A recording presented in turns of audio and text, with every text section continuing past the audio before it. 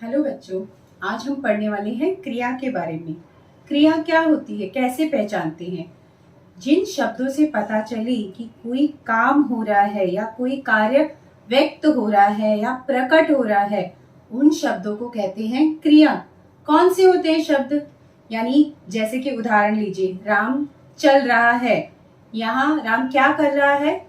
चलने का काम कर रहा है, यानी चल रहा है। ये जो चल रहा है ये है क्रिया।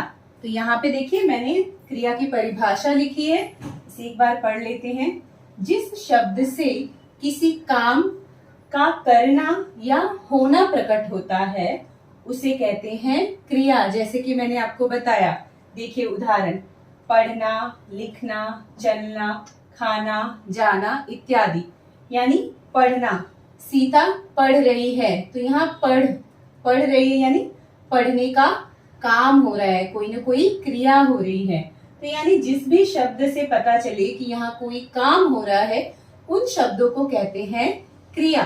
ये जो क्रिया है ये एक विकारी शब्द है जो कि रूप, वचन और लिंग के हिसाब से अपना रूप बदलती है। जैसे कि उदाहरण से समझिए, पहला देखिए, राम पढ़ता है। यहाँ देखिए राम क्या है, ये पूरा वाक्य एक वचन है और राम पुल्लिंग है, तो यहाँ पे क्रिया क्या आई है? पढ़ता है। अब दूसरा देखिए, यहाँ पे जब सीता आ जाता है ये राम की जगह पर, यानी पुल्लिंग की जगह स्त्रीलिंग आ जाती है, तो सीता क्रिया बदल जाती है। देखिए क्या होगी क्रिया? क्रिया हो जाती है पढ़ती है, यानी क्रिया ने अपना रूप बदल लिया। देखिए ये एक वचन है और यहाँ पे ये स्त्रीलिंग हो गया है। और एक देखिए,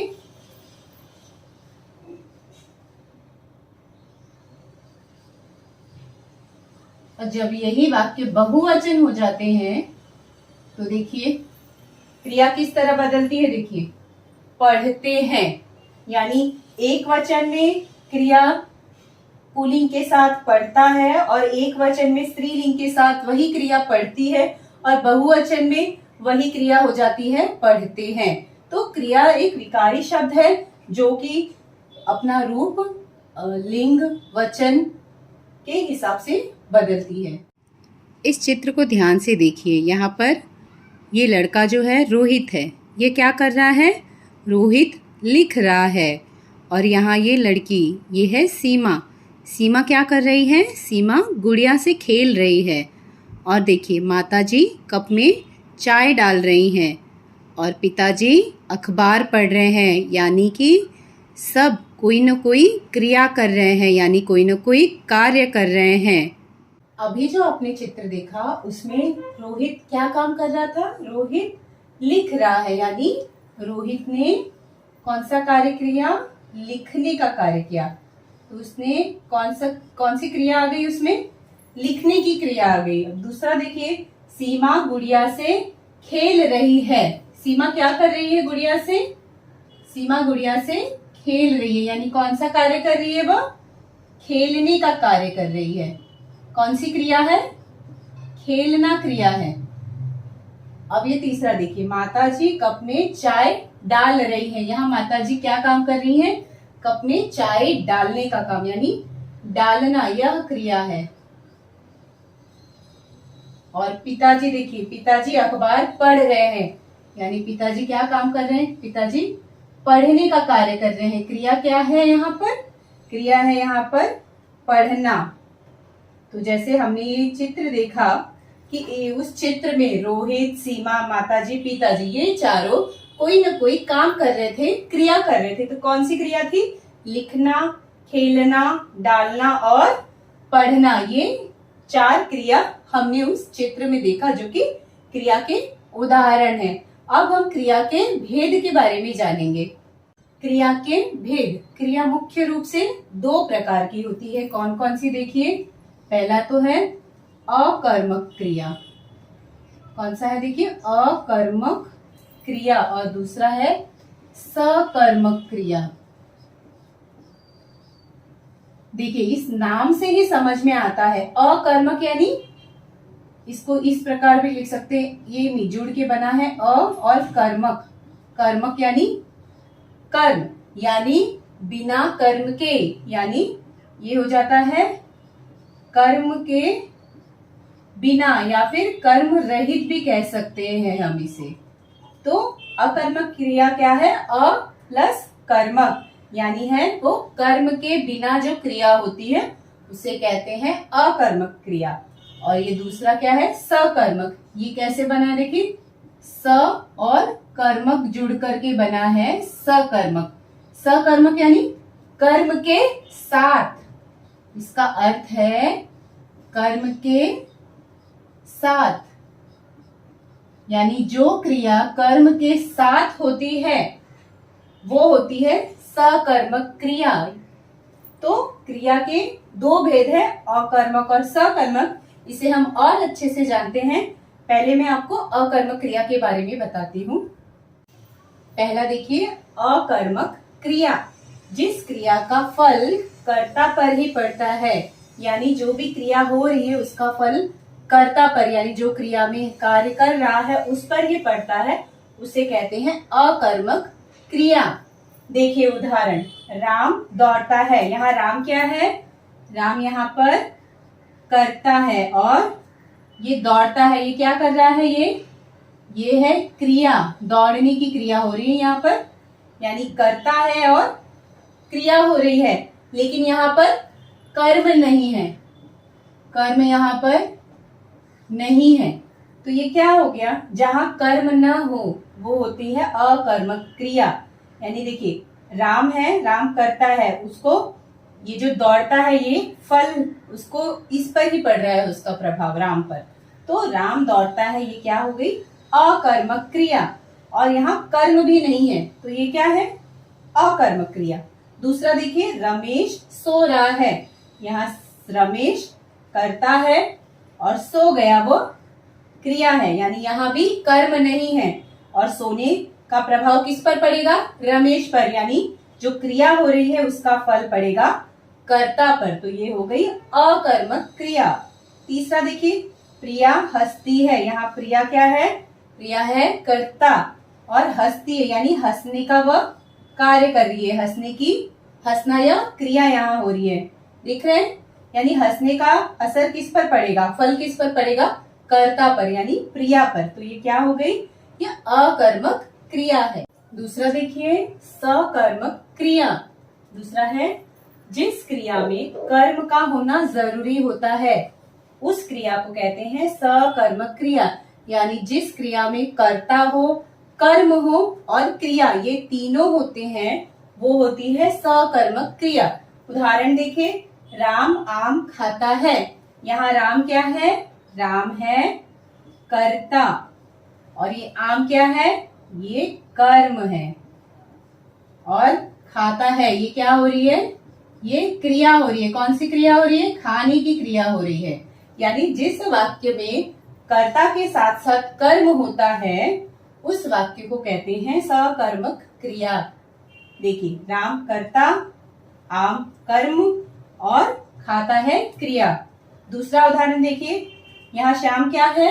श्याम है कर्ता, और पानी, पानी है कर्म, और पीता है, ये क्या है? ये पीने का कार्य कर रहा है, काम कर रहा है पीने का कार्य। किसको? पानी को। पानी क्या हो गया? कर्म हो गया।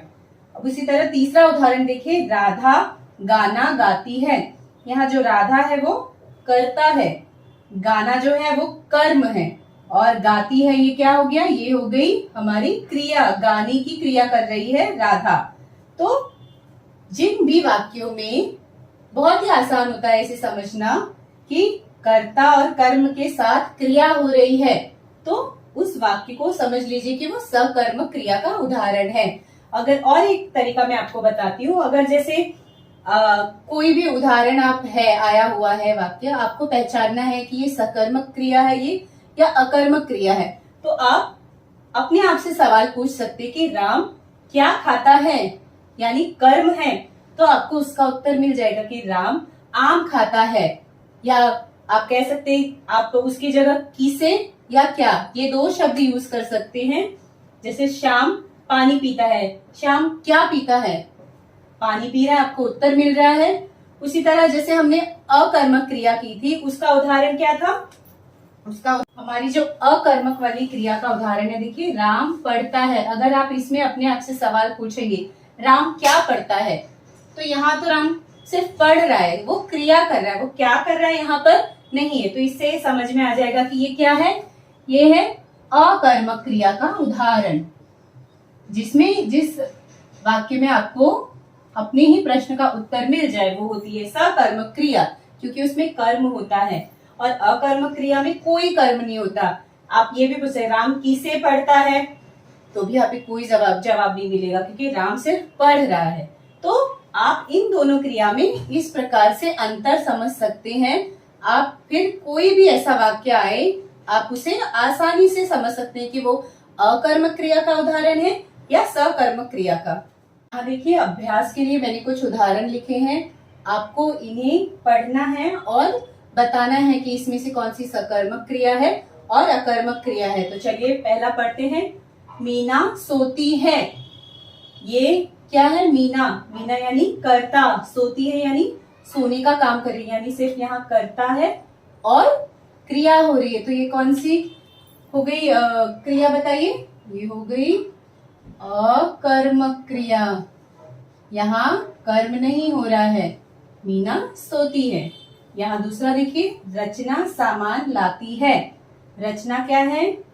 रचना है कर्ता, लाती है यानी लाने का काम कर रही है। तो ये क्या हो गया हमारा?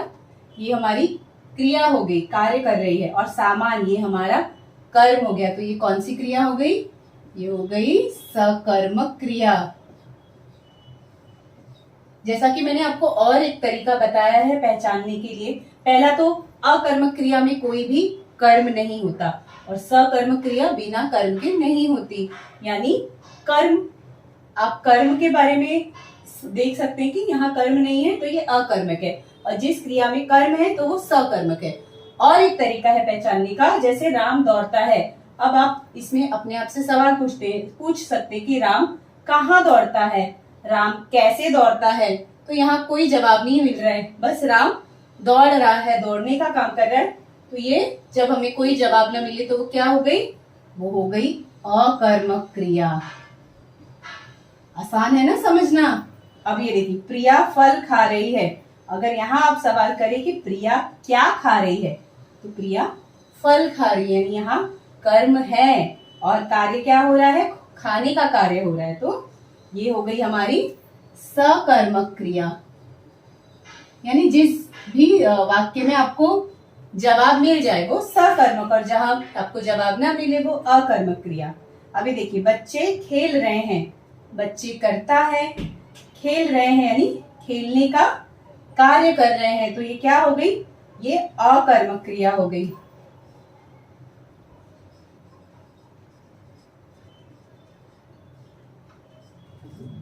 और ये अंत वाला देखिए, छठवा, रवि तैरता है। यहाँ तैरता है और कर्म हो रहा है तैरने का, और कौन कर रहा है? कर्ता कौन है? रवि। तो ये भी क्या है? अकर्मक क्रिया है।